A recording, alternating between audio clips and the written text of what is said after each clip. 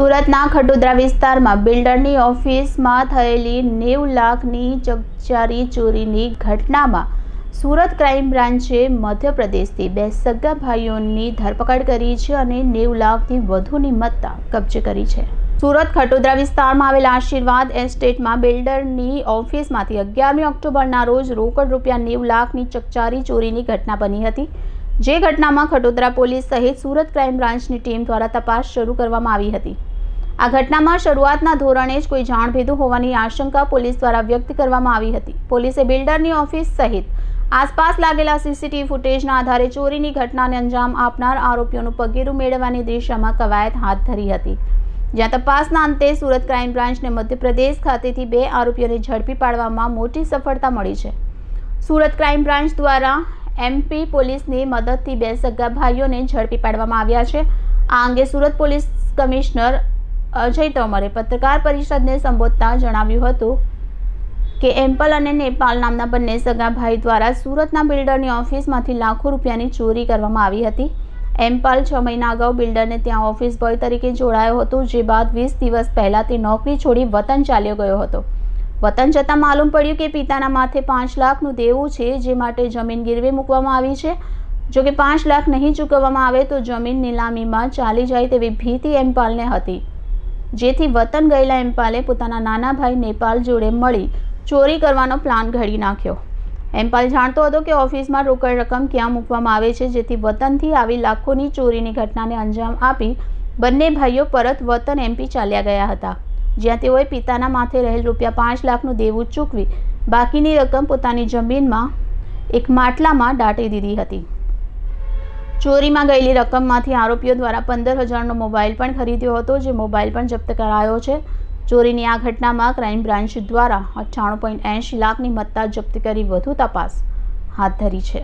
सूरत शहर के Khatodara police station की सीमा में एक कंस्ट्रक्शन कंपनी के ऑफिस में 11 अक्टूबर के दिन एक बड़ी चोरी का रिपोर्ट किया गया था, जिसके आधार पे पुलिस ने, स्थानिक पुलिस और उसके साथ साथ क्राइम ब्रांच की टीम भी इसकी तफ्तीश में साथ में जुड़ी। वहाँ ये पता चला कि रात को लगभग 8 बजे के आसपास कोई 2 व्यक्ति इस ऑफिस में प्रवेश करते हैं। वहाँ के किसी स्थानिक कर्मचारी से बात करते हुए भी वो लोग सीसीटीवी में दिखते हैं। उसके बाद थोड़ी देर बाद वो एक बैग लेके साथ में निकल जाते हैं, एक ऑटो पकड़ते हैं, बस स्टैंड तक जाते हैं। उसके बाद कहाँ की बस कैसे पकड़ी, कितने बजे पकड़ी, वो आगे कोई विगत नहीं मिल रही थी। क्राइम ब्रांच की 2 टीमें इसमें कार्यरत थीं, पीएसआई सिंधा और पीएसआई वाला। दोनों टीमों ने बहुत अच्छे तरीके से व्यवस्थित तपास की, तो ये गुनाह को डिटेक्ट करने में पुलिस को सफलता मिली है। इसमें जो 2 आरोपी पकड़े गए हैं, उनमें से एक का नाम है एमपाल विशन मंडलोई, जो मूल छोटी जीरी गांव, थाना उदयगढ़, अलीराजपुर, मध्य प्रदेश का रहने वाला है। इसके साथ में इसका भाई था, जिसका नाम है नेपाल विशन मंडलोई। दोनों एक ही परिवार के हैं, सगे भाई हैं। इनके पिताजी इनके बताया अनुसार किसी स्कूल में पियोन का जॉब कर रहे थे। इनकी 2 बहनें इंदौर में पढ़ रही हैं। परिवार में पैसे की काफ़ी किल्लत थी। इनके बताया अनुसार इनके पिताजी को 5 लाख रुपया कर्ज चुकाना था और ज़मीन नीलाम ना हो जाए। आरोपियों के कहे अनुसार इस परिस्थिति में इसने ये निर्णय लिया कि ये चोरी करना है। जिस ऑफिस में चोरी हुई उसमें एमपाल नाम का जो आरोपी है, वो 20 दिन पहले ही यहाँ से सर्विस छोड़ के अपने घर गया था। लगभग 6 महीने इसने यहाँ काम किया और क्योंकि इसको ऑफिस के सभी गतिविधियों का, पैसा कहाँ रखा जाता है, उस कबर्ड की चाबी कहाँ रखी जाती है, ये सभी जानकारी इसके पास थी। तो अपने भाई के साथ मिलकर इसने इस अपराध को अंजाम दिया। इनको जब पकड़ा गया तो इन्होंने बताया कि पैसा इन्होंने एक खेत में, एक मटके में रख के खेत में दबा दिया है। पुलिस को इसी तरीके से ये पैसा खेत में मटके में से रिकवर करने में सफलता मिली है।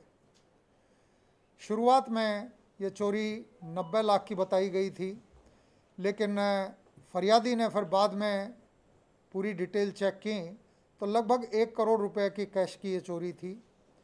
इसमें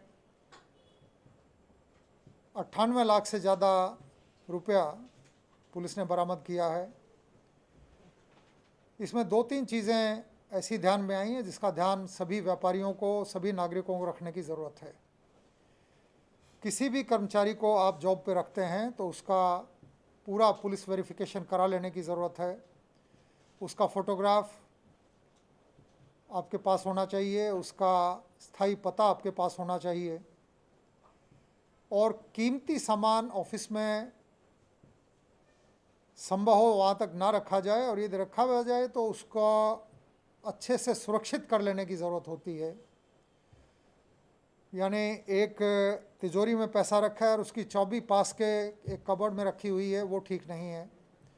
बायोमेट्रिक्स के सिस्टम आजकल उपलब्ध हैं जिसमें किसी चाबी की ज़रूरत नहीं होती और सिर्फ मालिक या उसके किसी कर्मचारी से ही यह लॉकिंग सिस्टम खुलता है। तीसरी चीज़, चौकीदार वहाँ थे। रात को 8 बजे जब इन लोगों ने इस ऑफिस में प्रवेश किया तो उनको रोका भी नहीं गया, उनसे पूछताछ भी नहीं की गई। तो इस तरह का ढीला सुरक्षा व्यवस्था जो है उसमें ढील का फ़ायदा अपराधियों को मिलता है। मैं आशा करता हूँ कि ये जो बातें हमारे इस केस की इन्वेस्टिगेशन के दरमियान ध्यान में आई, सभी लोग इंडस्ट्रीज़ में, ऑफिसेज़ में इन चीज़ों का ध्यान रखेंगे। जिन टीमों ने इसमें मेहनत करके इस अपराध को डिटेक्ट किया है उन सभी को अच्छा इनाम दिया जाएगा। धन्यवाद।